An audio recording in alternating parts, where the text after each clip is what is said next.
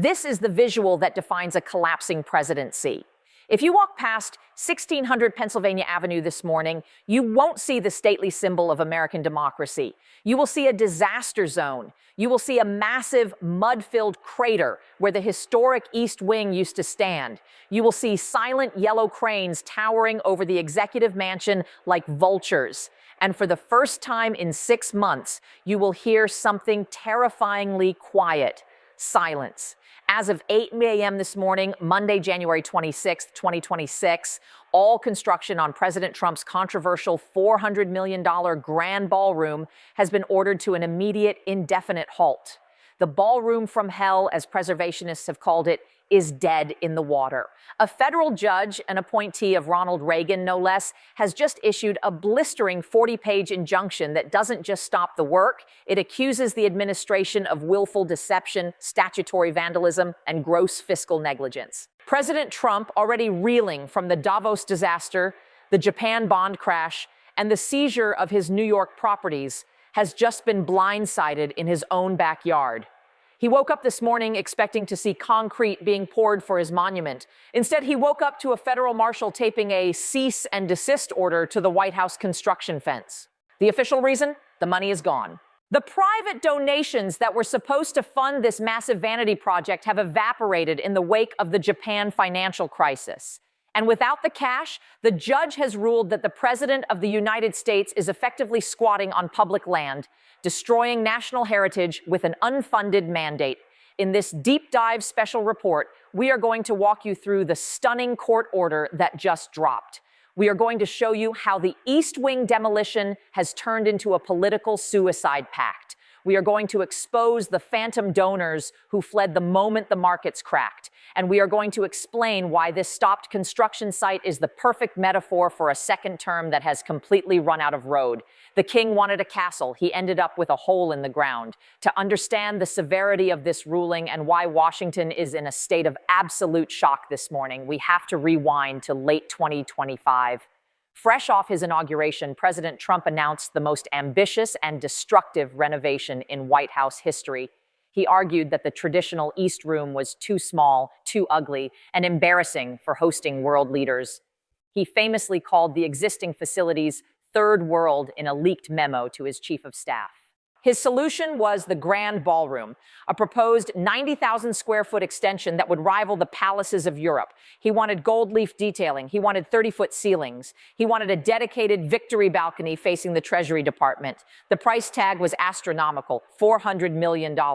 But he had a plan to sell it to the public. He promised the taxpayers wouldn't pay a dime. He claimed that a coalition of private patriots, billionaire donors, had already pledged the full amount. He called it a gift to the nation. The cost, however, wasn't just financial, it was historical.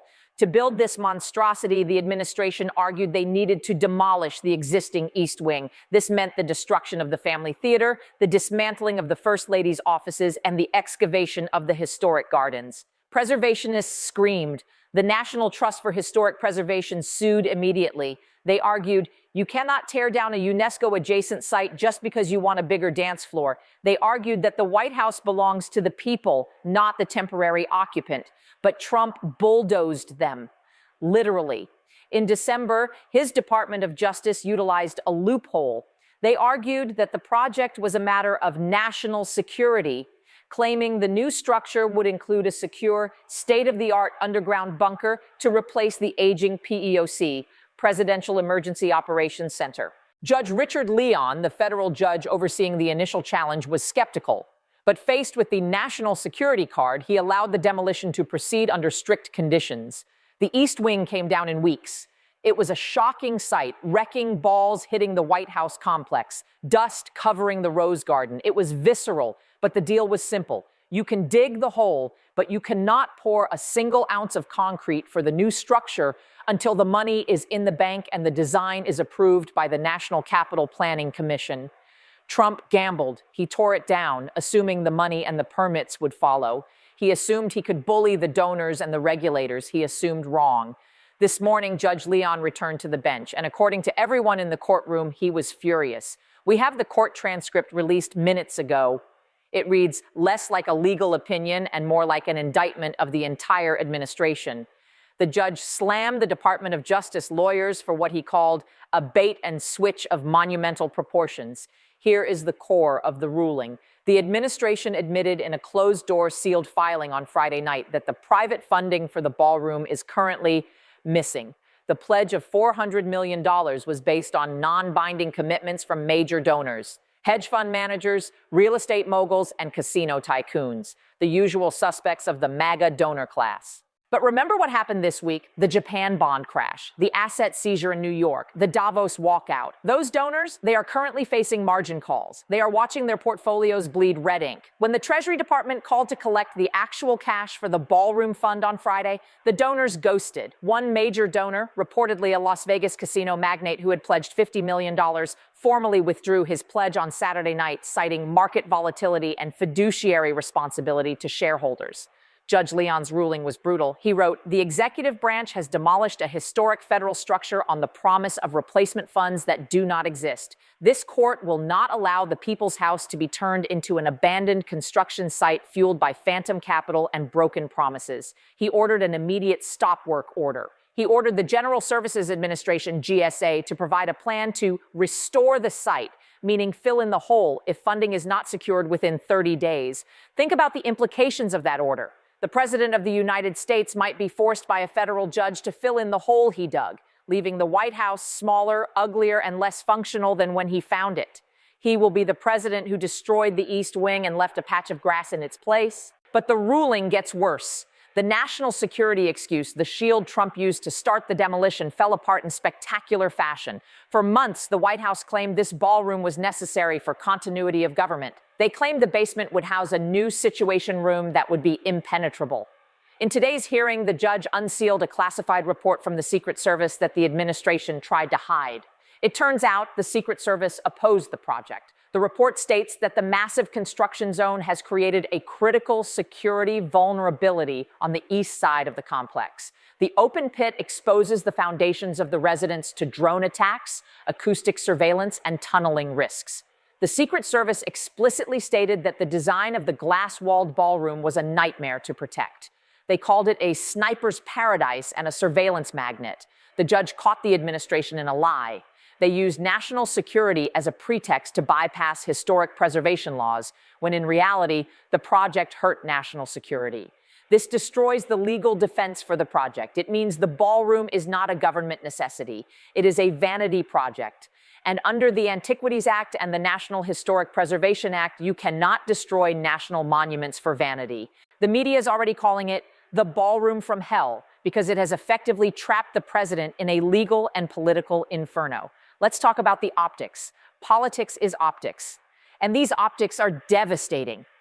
President Trump is a man obsessed with aesthetics. He builds gold towers. He wears perfect suits. He wants to project an image of absolute perfection and control. Instead, he is living in a construction site. The view from the residence window, where he sleeps, is a mud pit. It's piles of dirt, idle machinery, and orange safety fencing. The noise of the now silent machinery has been plaguing the West Wing for months. Staffers report that meetings in the Oval Office were constantly interrupted by the beeping of reversing trucks and the pounding of pile drivers. And now, with the work stopped, it becomes a monument to failure.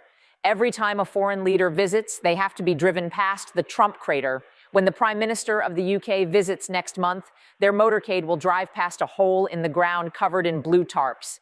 Every news broadcast doing a stand-up on the North Lawn has the yellow cranes in the background. It is a constant, physical, undeniable reminder that the president started something he couldn't finish. Compare this to the great builder persona he campaigned on. I build things ahead of schedule and under budget. I will rebuild America.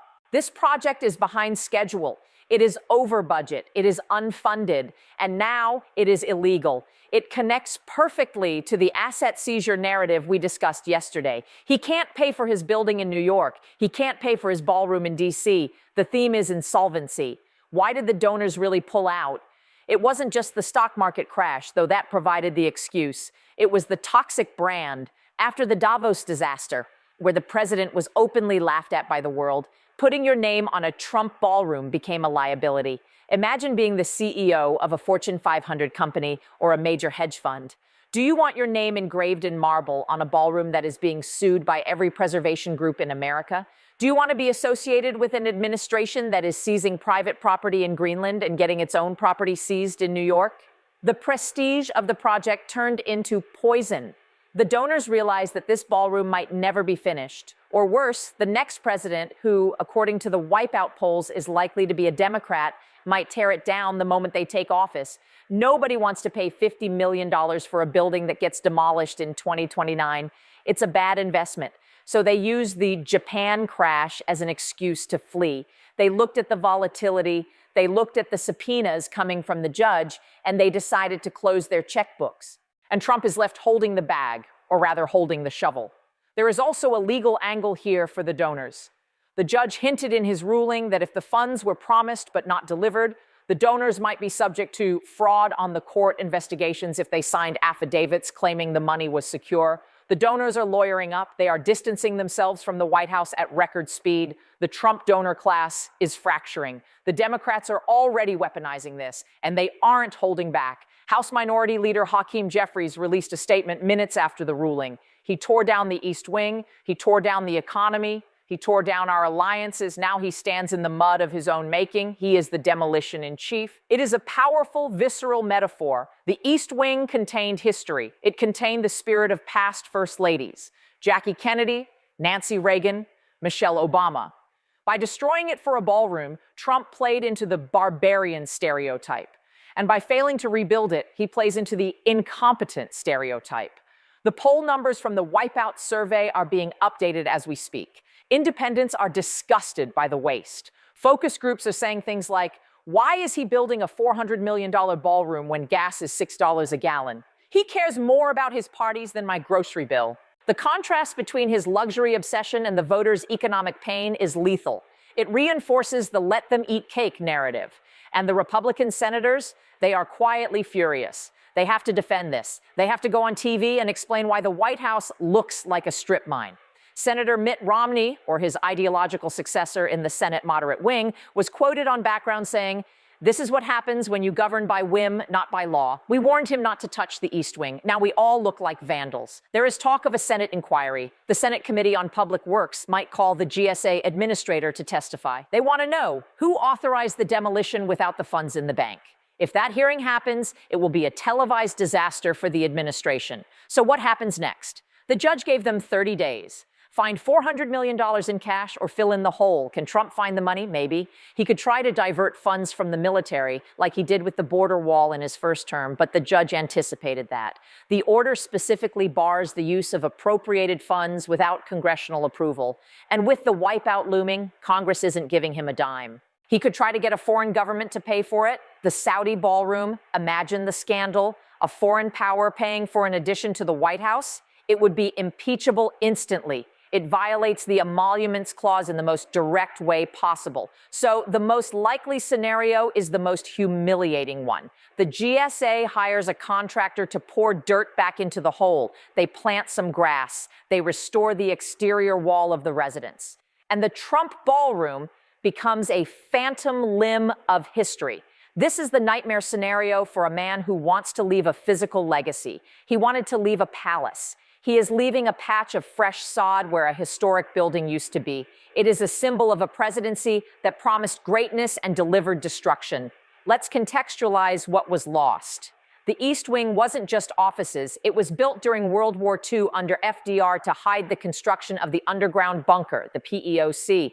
It has stood for over 80 years. It housed the First Lady's staff, the engine of soft power. It was the entrance for visitors. It was where the tours began. By tearing it down without a plan, Trump severed the social arm of the White House. Melania Trump, or the acting First Lady figure, has been reportedly homeless within the complex. Her staff is working out of a spare room in the Eisenhower Executive Office Building, EEOB, across the street. They are separated from the residents. Reports suggest the First Lady is furious. The ballroom was supposed to be her legacy too, a place for her to host galas. Now it is her embarrassment. The internal friction this is causing in the East Wing versus West Wing dynamic is palpable. The National Trust for Historic Preservation is usually a quiet, polite organization. They hold galas. They save old post offices. For them to sue a sitting president is nuclear. They viewed this as an existential threat to the heritage of the United States. They argued that the White House is not the president's property. It belongs to the people. It is held in trust. Trump treated it like Mar-a-Lago North. He treated it like a tear down in Palm Beach. The judge's ruling solidifies a critical legal principle: stewardship, not ownership. This precedent will shackle Trump for the rest of his term. He won't be allowed to paint a wall without a permit now. The courts will be watching every renovation request with a microscope. Here is a detail the mainstream news missed. The construction crews on site, they belong to unions, the laborers, the crane operators, the cement pourers. When the Japan shock hit on Friday, the unions demanded assurance of payment. They know how Trump operates. They know his history of stiffing contractors in New York and Atlantic City. The contractor, likely a major firm like Turner or Gilbane, couldn't give that assurance because the donor money froze. The unions walked off the job before the judge's order. The judge just ratified what the labor market already decided: no pay, no play. Trump, the self-proclaimed builder, lost the support of the builders. The image of union workers walking off a Trump job site is a powerful signal to the working-class voters he relies on. The claim that the ballroom was for a new Situation Room was the most dangerous lie of all. The current Situation Room in the West Wing basement was just fully renovated in 2024. It is state-of-the-art. It cost $50 million. Intelligence officials testified in closed session that moving the sit room to a glass-walled ballroom basement was insane. You don't put the most secure room in the world under a dance floor, one official said. You don't put it next to a catering kitchen. The judge saw this testimony. It was the smoking gun that proved the national security claim was a pretext. It proved the administration was willing to compromise actual security for the sake of a party venue. There is a terrifying legal thread here for the White House counsel. If the administration submitted affidavits to the court claiming the money was secured when it was actually just promised, that is potentially perjury. The judge has ordered the White House to produce the donor commitments by Wednesday. He wants to see the names. He wants to see the signatures. If those documents show that the money was never truly there, that it was all smoke and mirrors, someone is going to jail. Not the president, but maybe the GSA administrator, maybe the campaign finance chair. This turns a construction dispute into a criminal fraud investigation. It opens a new front in the legal war, just as the ballroom front collapses. The ballroom from hell is the perfect capstone to this week of horrors. It started with a lie at Davos about Greenland. It continued with a financial crash in Tokyo. It hit home with a seizure in New York. And it ends with a hole in the ground in Washington. The structure of the Trump presidency is collapsing, just like the East Wing. The foundations, money, fear, image, competence, are gone. We are watching a president under siege in his own home, literally. He can't build, he can't borrow, he can't brag. The only thing he can do is rage at the mud outside his window. We will be monitoring the GSA filings closely. If they issue a remediation contract, aka the fill-in order, we will let you know immediately, because that will be the moment the Trump era officially runs out of concrete. The builder president has become the destroyer president, and the hole in the ground on Pennsylvania Avenue is the undeniable proof. Sarcastic subscribe, like, share, because the mainstream media is too afraid to call it what it is, a demolition of the presidency itself.